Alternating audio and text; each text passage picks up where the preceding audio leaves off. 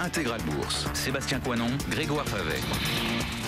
L'immobilier dans Intégral Bourse, comme chaque jeudi après-midi, avec Olivier Marin. Bonjour Olivier. Bonjour, vous bonjour êtes Grégoire, bonjour Sébastien. Rédacteur en chef du club IMO Explorimo Le Figaro. Vous venez nous voir effectivement une fois par semaine pour faire un point sur le marché de l'immobilier. Il y avait ce matin la conférence de presse des notaires parisiens. Absolument, la fameuse conférence de presse qui était très attendue et finalement pas trop de surprise. Le marché immobilier parisien est en mode pause. En fait, ralentissement de la hausse des prix et puis une baisse quand même significative du volume des transactions. Alors, on peut regarder dans le détail. Il s'agit en fait des chiffres du troisième trimestre. Sur les transactions, on est à peu près à 30 000 transactions à Paris en Grande Couronne. C'est moins 9% par rapport à l'an dernier. Chute assez importante dans les Hauts-de-Seine, tandis qu'en Grande Couronne, ça résiste.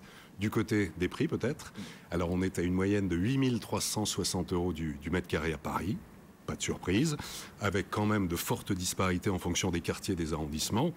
L'arrondissement le plus cher, c'est le 6e, 12 600 € du mètre carré. C'est 2 fois plus que le 19e arrondissement, à 6 300 € du mètre carré. À noter que 7 arrondissements se situent désormais au-dessus de la barre des 10 000 € du mètre carré. Ce sont les 1er, 3e, 4e, 5e, 6e, 7e et 8e arrondissement. Pas de surprise de ce côté-là pour les perspectives 2012 des notaires. Alors, quand même, à signaler que c'est plus 19% sur une année.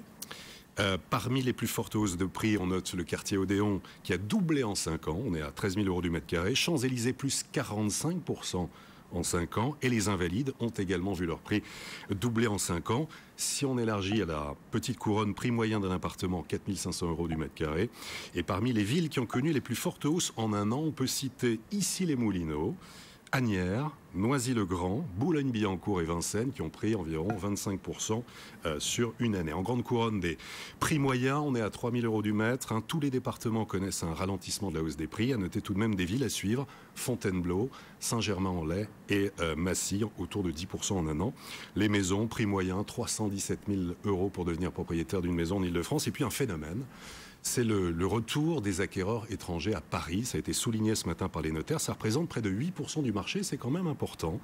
Et dans la capitale, les numéros 1, ce sont les Italiens. Et en Grande Couronne, ce sont les Chinois.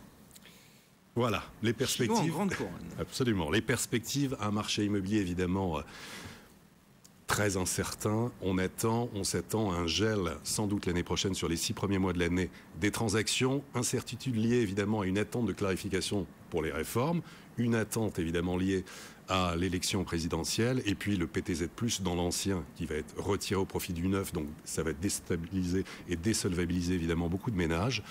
Voilà, incertitude économique, incertitude sur le marché qui a besoin de confiance, lui aussi évidemment. Si gèle des ventes, généralement baisse des prix. Enfin, ça a souvent été comme ça dans le passé. C'est un des scénarios, c'est ce que l'on pourrait avoir pour les 6 prochains mois de l'année, absolument. Mais une légère baisse de prix. Les biens de qualité resteront toujours au même prix de toute façon. C'est plutôt sur les biens médiocres qu'on aura une baisse des prix, très légère. Bon, votre invité cette semaine dans le club IMO Explorimo Le Figaro, le patron de l'UNPI. L'UNPI, c'est Jean Perrin, qui est le président de l'Union nationale de la propriété immobilière. Lui, alors, il estime évidemment que l'immobilier est beaucoup trop taxé. Il regrette les mesures du plan de rigueur qui vont toucher le secteur, comme la fin du PTZ+. Et puis, il pense que la réforme sur les plus-values immobilières aura un impact très important sur le marché. On peut écouter peut-être un extrait de Jean Perrin, le président de l'UNPI, l'Union nationale de la propriété immobilière. Ça va bloquer le marché. Il y a un phénomène tout simple. Il y aura un attentisme général, vous pensez ? Oui, alors non seulement attentisme, mais retrait du marché. Quand vous avez un bien à vendre, en général, c'est pour aider les enfants, pour aller dans une maison de retraite ou pour réinvestir.